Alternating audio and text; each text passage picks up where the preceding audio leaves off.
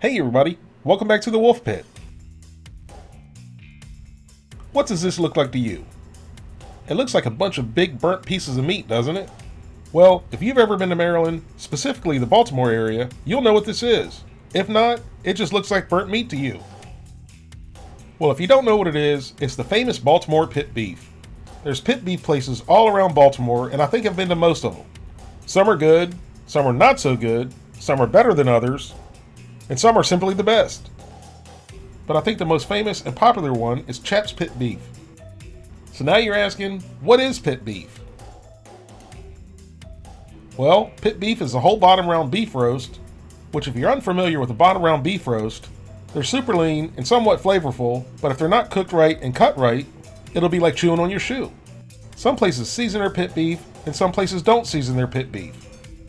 Either way, it's cooked on an open hardwood fire, leaving a nice dry char on the outside and a rare medium rare in the middle. And then it's sliced paper thin, piled high on a Kaiser roll with paper thin slices of white onions, and either freshly grated horseradish or horseradish sauce, also known as tiger sauce, and or barbecue sauce. So let's get started and make some Baltimore style pit beef my way, which technically isn't really pit beef, but if you're like me, you're going to like it as much or better than the authentic Baltimore style pit beef. But before we get started, I'd like to thank The Ridge for sponsoring today's video. Does your wallet look like this? Has this ever happened to you? The Ridge's compact wallets help you carry less, but always make sure you have what you need. Not a bunch of old receipts or outdated gift cards. All of the Ridge wallets block RFID, which is wireless theft. They hold 1 to 12 cards, come with a lifetime warranty, and they fit in your front pants pocket or your shirt pocket, which is where I've been keeping mine. Which means no more paining your backside from sitting on a bulky wallet. The Ridge wallets come in titanium, carbon fiber, aluminum, and polycarbonate, and they come in over a dozen styles and colors. Although they only weigh an ounce or two, and are basically the size of a credit card, these things are built like tanks. The one I have, and the one I've been using for a while now, is the 3K carbon fiber weave wallet that weighs in at a measly 1.6 ounces. With me being in a wheelchair, the Ridge wallet is a lifesaver on my butt and makes my wallet much more accessible. Get your Ridge wallet today with 10% off and free worldwide shipping by going to ridgewallet.com/wolfpit. That's ridgewallet.com/wolfpit and use the code WOLFPIT when you're checking out. One of the problems making real traditional pit beef at home is a whole bottom round roast weighs between 28 and 32 pounds, which isn't really practical for most people. So today, I'm going to show you how to make something that's very similar to pit beef, but technically is not pit beef, with a smaller beef roast and cooked differently. Any type of round roast will work for pit beef.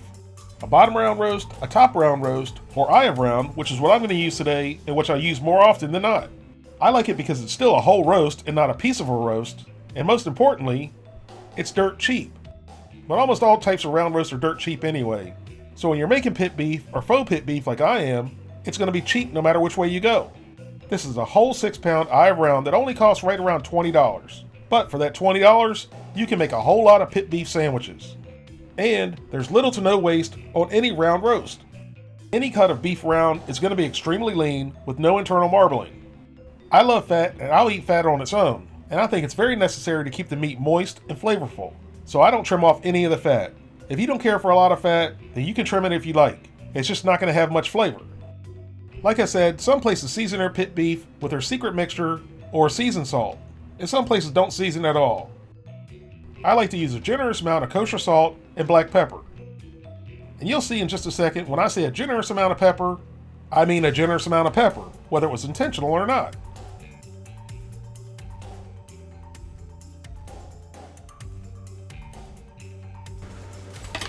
Oh my god! Well, that's not good. Oh my god! Sorry, that'll be a blooper. Larry! Brush it off and we'll get it. It's alright. Oh my god, sorry. It's alright. Just brush it off. Oops. When stuff like that happens, you just gotta laugh at yourself. Once that side of the roast is liberally seasoned, flip it over and repeat the same process. Just use the SS pepper on the pan. There's plenty of it. Once all sides of the roast are liberally seasoned, put it into the fridge and let's get our grill preheated. And here's where it's technically not pit beef.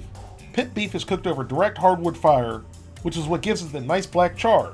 which personally, I don't care for a whole lot. I think it's dry and flavorless, and if you do season your roast, it burns all the seasoning off. So I like to simply cook it indirect, and in the end, I think it turns out as good, or maybe even better than pit beef.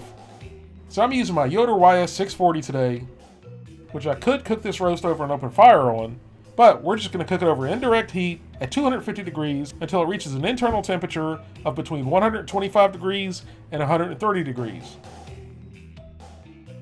So preheat your grill or smoker to 250 degrees, which on the Yoder, it's as easy as pushing a couple buttons.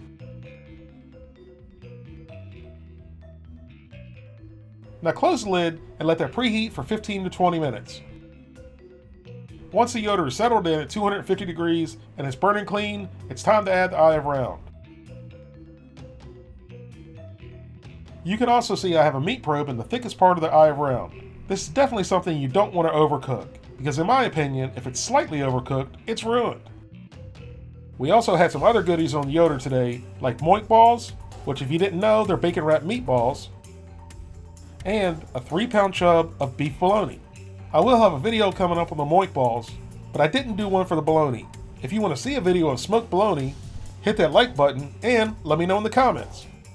Now once the eye of round is settled in nicely, close the lid and let it smoke for 2.5 to 3 hours. After 2 hours and 15 minutes, it was looking good, but it was only at 117 degrees, so it was almost done. So we closed the lid and let it go for a bit longer. After cooking over indirect heat for 2 hours and 45 minutes, our eye of round is done. Now loosely tin it with foil and let it rest for about 30 minutes. While the eye of round was resting, we sliced up some white onion paper thin, which will give our pit beef sandwich a nice sweet bite.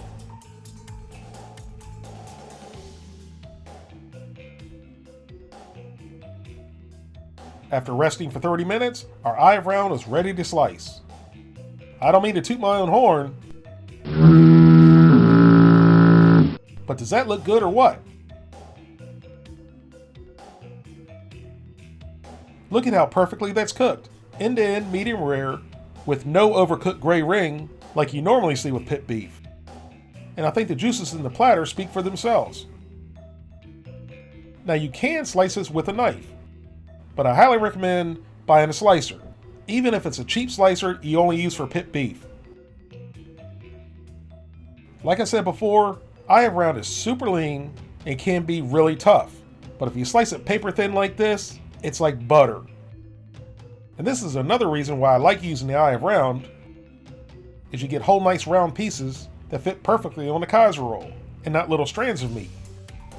Does that look beautiful or what? Now continue slicing until all of your eye of round is sliced. And just be careful you don't take too many test bites, because you may end up being full before you have time to make your sandwich.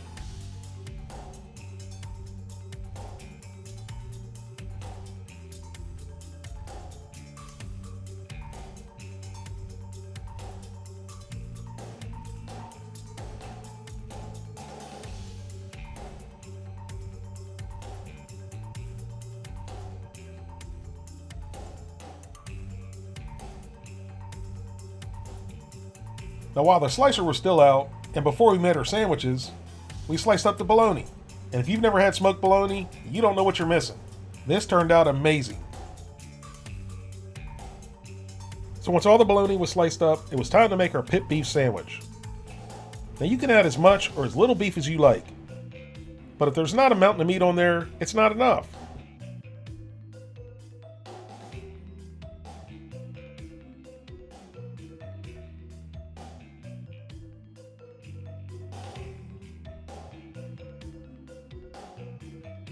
Is that a beautiful sight right there or what?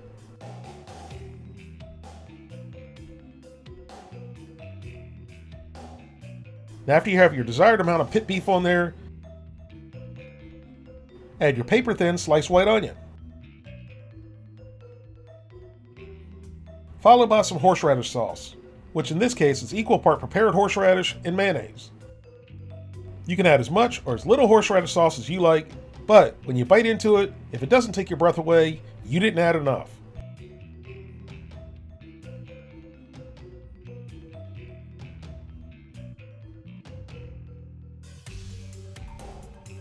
Then give it a nice squish.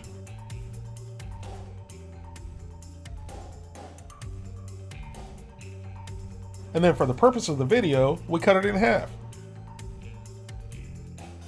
Is that a thing of beauty or what? The meat was smoky, super tender, super juicy, complemented by the thinly sliced white onion and the horseradish sauce. It was absolutely amazing.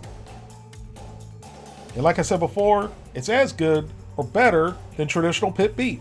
It's really inexpensive and really easy to make, and I really hope you guys give it a try. Thank you all very much for watching. Please don't forget to like this video and subscribe, and I'll see you soon.